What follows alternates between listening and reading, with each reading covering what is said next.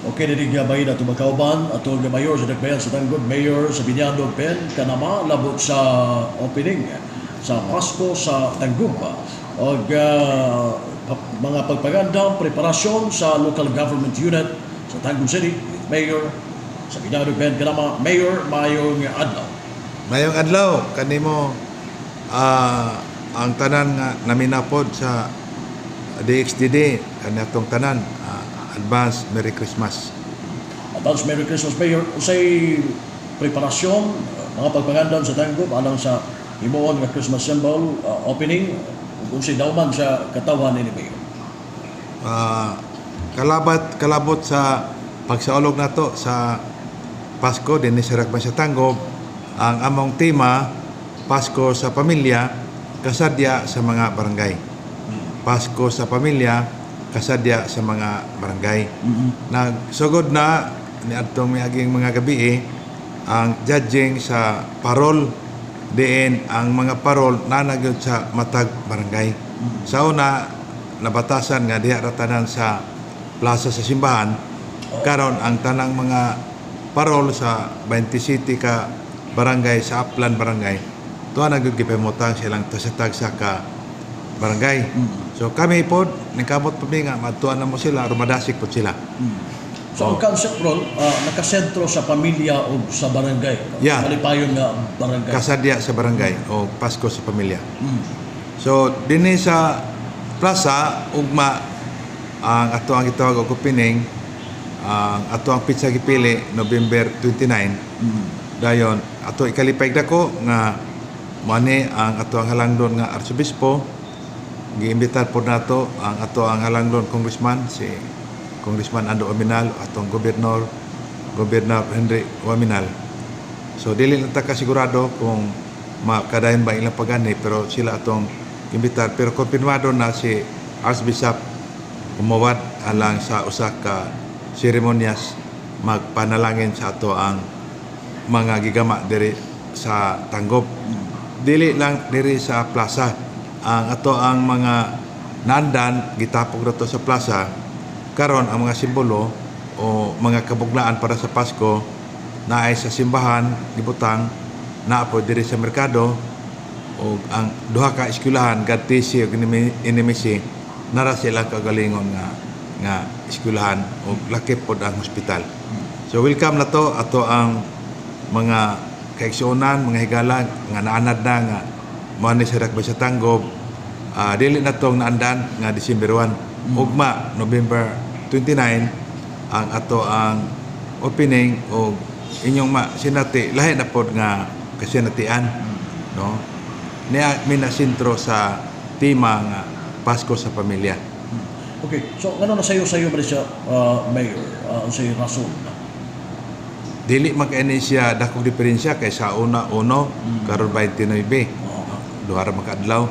Amo lang kay napod mi gisabutan nga magpalahi puta kay bagong administrasyon lahi na pod nga pizza. Di ba siya pagsugod yun sa Advento? Murag inunana ang 29 dulo naman ang kuha Wala kay may maka una-una ana amo lang sa among kalendaryo mo napili nga medyo bakante. So kanin niya ang among gisabutan. Okay. Pilay ginahuman ninyo ng mga katawhan ng mga apil. Ginahuman ba ninyo susama gyapon natong mga nanglabay, mga opening tagang tao yun. Basta may gulo sila opening sa Tanggol, dagan yun na, dudukan yun sa mga tao sa katawan. Amo karon nga gibalik na mo unsa gito mo nga dunay gibuhat ani una kasaulugan man sa Pasko kanang pagpasalamat no. So ang among number 1 nga tumo nga masintro na mo pagpasalamat sa Ginoo nya kami taga Tanggol kami magsaulog nga magpasalamat. So ginawa na mo nga ang taga Tanggol ang maghugop niya ani. Kadua ipakita na mo ang panagiusa kutob sa makaya na mo unta human ang eleksyon sa spirit sa Pasko mo ni unta ang amo ang mapadayag no o ang mga talento sa Tagumbanon no. Kalipay na to o nagdapita sa atong mga bisita sa nagkalain lugar among gikalipay inyong pagani pero moingog unsa kadaghan wala kay may nag-una-una sa gidaghanon. Volume. Ang amo ang ka bililhon ka mahinungdanon nga kani nga kasulugan pagpasalamat sa Ginoo nga mapadayag na to ang ato ang panagiusa o nahimo man po ni nga instrumento aron ang ato ang mga pamilya no maka enjoy pod as a family sa ilang pagsuroy-suroy paglaglaag diri. So kung balikon, welcome kaayo na to atong mga kagalaan sa nagkalain lugar. Dili na may kasiguro kung unsa gidaghanon. Tungod kay nakapokus mi sa amo agyod nga gitawag og objective gyud nga pagpasalamat sa Ginoo tungod sa mga panalangin nga nadawat among ipasalamat kani nga Pasko. Kaya Yes. kung daghanon, kung magaling daghan ang mga bisita nga gikan sa lain lugar, tapos ang ato ang mga kuan doon na ba tayo available ng mga sakyanan para sa mga bisita sa ato ang Christmas number para sa for example GTC o Kinumisi. Kasagaran diri kung nay mo bisita sa lain lugar, na sila kasagaran nga mga sakyanan o magdala sila ba? No? So Katong wala. wala kay may nag-appeal o mag-provide o sakyanan para sa mga bisita. Ang Tanggob, doon na programa, laglaag sa Tanggob para sa taga-Tanggob na taga-barangay mo'y ang muhatagan o sakyanan. Pero ang schedule kanang gibahin-bahin ba ang mga adlaw, tagura lang ka barangay kada adlaw. So mo na ang programa po namo nga atong masinati karong panahon na laglaag sa Tanggob. Unsa man ning laglags medyo nakuan ko sa laglags unsa man siya about gyapon di sa Ang amo Pasko mo kasinatian sa- nga unsa man? ang Tanggob daghan ang mga tourist attractions no. Daghang taga-Tanggob nga wala kayo kadto anang mga lugara pananglitan. Maingon na ta kanang Belvedere no kanang Hoyohoy. Daghang taga-Tanggob nga imagination ra nga may makakitaga banglay maka silingan makaimo sa Hoyohoy. Daghang taga-baryo pod nga tuwa sa pikas nga mga lugar at taga-baryo mismo wa gyud kana diha. Karon ang bagong gidevelop kanang Maloro Beach no. Manolo Beach. So daghang ingon nga nindot kuno. Kuno ra kay ubang kadto no.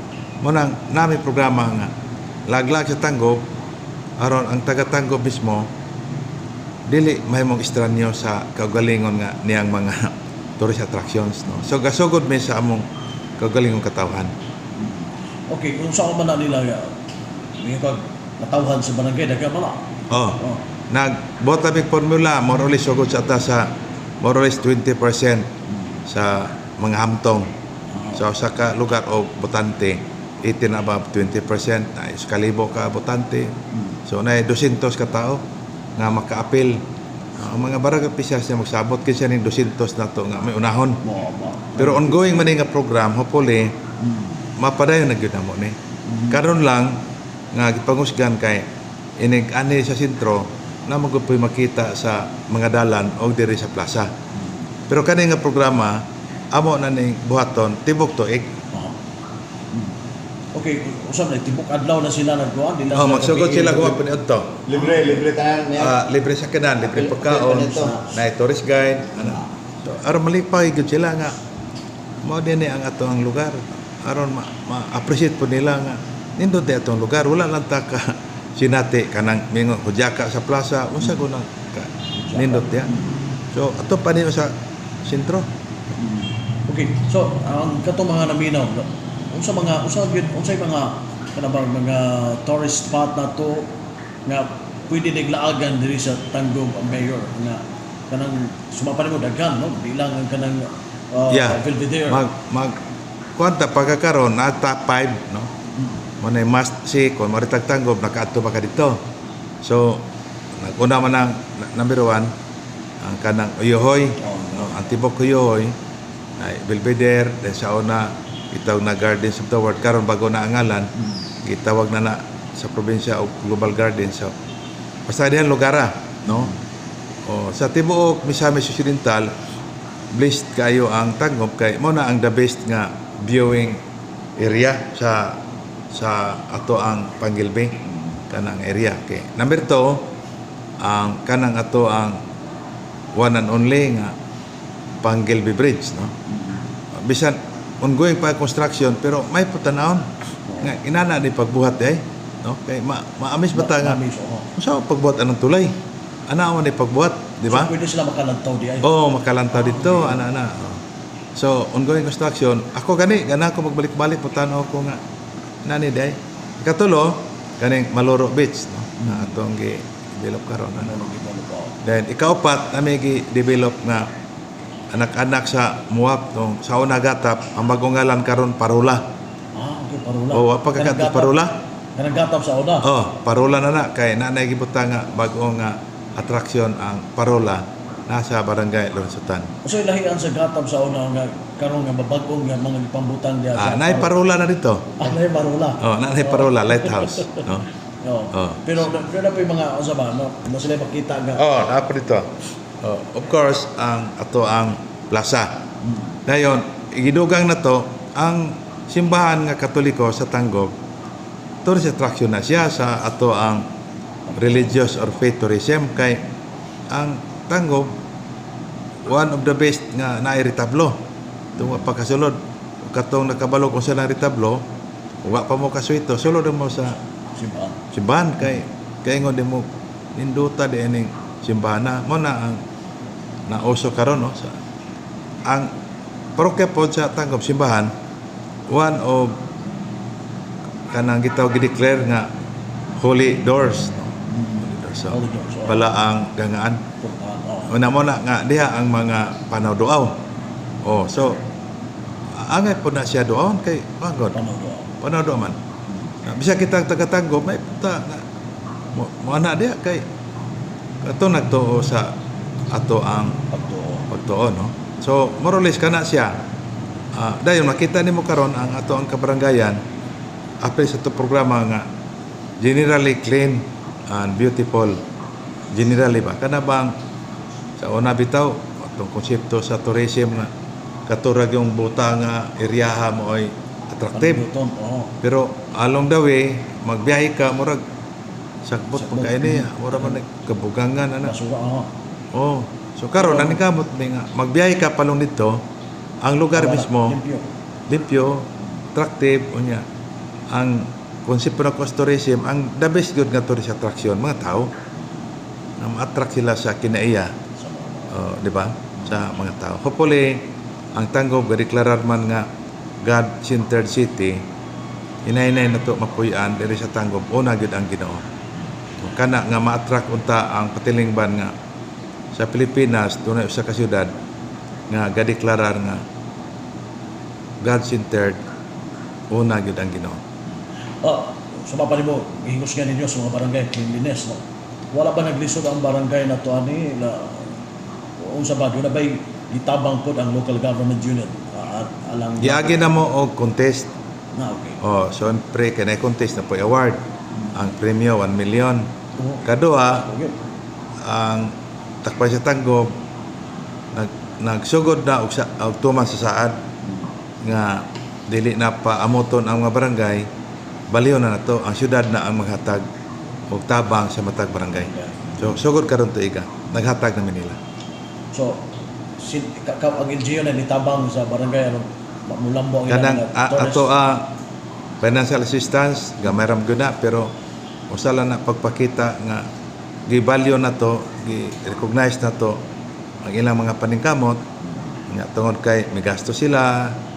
So gibuktian po pero ang punto gid nga ang ato ang paghatag og financial assistance kay giila na to ang ilahang paghago ba pagsuporta sa mga programa nga makaayo po nila. So pagpasabot mayor ko din siya yung murag part sa Tanggob magibuhat kay nasayod to ang Misamis Occidental gihusgan sa tong gobernador nga mahimong Maldives of Mindanao, no, ang Miso mo ni gihimo karon usab sa gihusgan karon sa Tanggob labi na mga turismo uban pa makabugna pagdagang turismo o tourist site or tourist spot diri. Mayo man ang tumong sa ato ang gobernador kanang atong 5 km misamiston magpuyo nga malinawon, malambuon ug malipayon. Nya apil po ni ana ang pagsuporta sa turismo tungod kay daghan man ang tourist opportunities, tourist attraction sa Tibok Misok. Hopefully ang Tanggob makatampo pod nga ang Misamis Oriental mahimo pod nga top nga tourist attraction sa Tibok Pilipinas. Okay. Alita sa side sa seguridad, no? Sa security, no? Seguridad, kamusta man atong Kausig Kalinaw diri sa Tanggob City? Generally ang Tanggob very peaceful. Sukat sa akong paglingkod balita sa ato ang Chief of Police o sa atong mga tigbantay sa Kausig Kalinaw, ang Tanggob usa ka malinawon gyud nga lugar.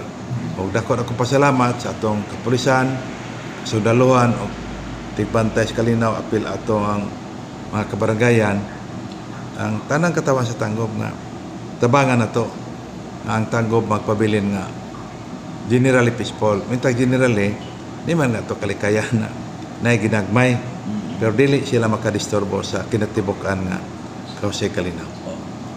Dili sama katugigon nila nga murag dunay mga nang gitago ba nga mga wanted persons sa una gyud la na sa Tanggob.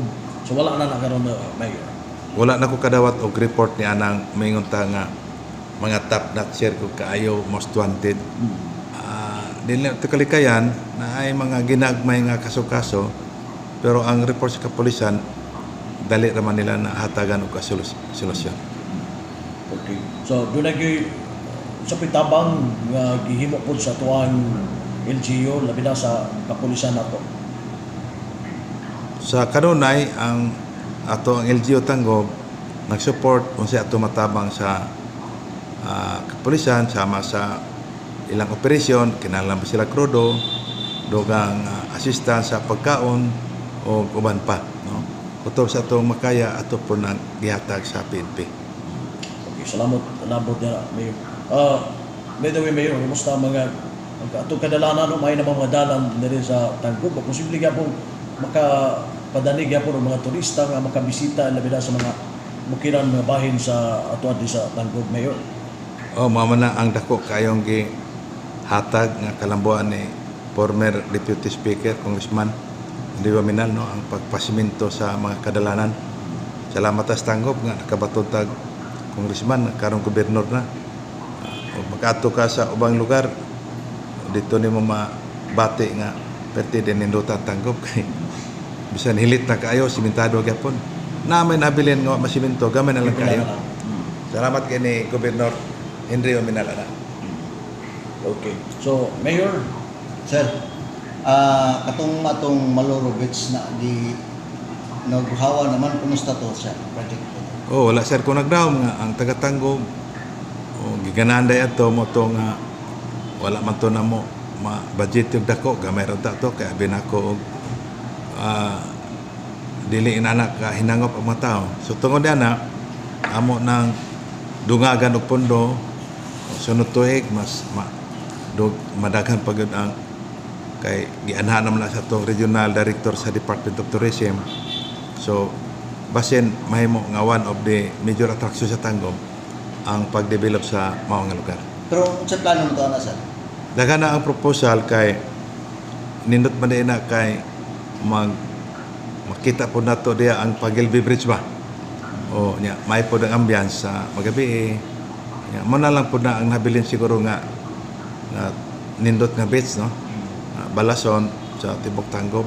So mo na nga salamat tas Ginoo, no? Ana pay lugar ang Tanggob nga maka-enjoy og usa ka nindot nga beach. okay. Ari ko Mayor, kung may pag naglaag, no? Gusto mo laag diri sa Tanggob, doon na ba enough nga kanabang sa transportation ang Tanggob City, no? Sa pagkakaroon na pwedeng Pagkakaroon kulang man mi. So ngita pa mi og kaabangan, no? O police no tuig makapalit mig dugang para lahutay ning maong programa. Pagkakaroon nag-abang siya. ari ko sa kanang sa public transportation. na may daghang public transportation ang Tangub, enough raman. Okay. Na may daghang mosulod din eh. Pero kaning laglag Tangub kay maunggot taning kuhaan sa barangay. So mahal man kayo kung kaning yung sa regular ba nga mga bus o van. So ngita lamig la ikabangan. Okay. Mayor, salamat kayo. Nakuha na mo ang update dito sa Dagbayas Tangub, dagatag mga gisutanan. And karon kung pag-awhag na lang, no, sa tanan, labi na ang Tanggubanon nga naminaw na to karon.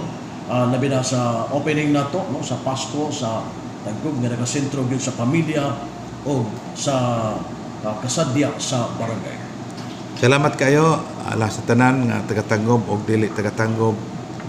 Kami nag-awhag pag uban ka namo pagdoyog sa pagbukas sa opening sa ato kasulugan sa Pasko sa pamilya kasadya sa barangay sa Dakbayan sa Tangub. Ugma magsugod sa alas 6 o alas 7 sa kagabion dunay fireworks, dunay po'y banda imbita na to gikan sa Davao. Atong banda gikan sa Davao. Okay. Naputay fireworks. Manipod ato ang nanggang arsobispo o ang uban atong lideri sa probinsya. Nobyembre 29. Yeah. Nobyembre 29, Martes, ugma. So, basin na yung tala, basin ang curfew, Mayor, na kay curfew, basin mo Ugma, i-extend na mo ang curfew, suspended ang ordinansa aron mahatagag chances ang ato ang katawan pag-enjoy sa atong opening pa. Pero ang naandam na curfew ninyo, Last 10. as disgod. Oh. Pero inyong gi-extend. O sa mahangtod, Pwede na launa o alas 2. alauna, para makauli sila, sige. makasuri sila. Sige, Mayor, salamat kayo. O dato na kauban, si Mayor Sabiniano Ben Canama, hindi ba na update, malabot sa opening sa Christmas Center.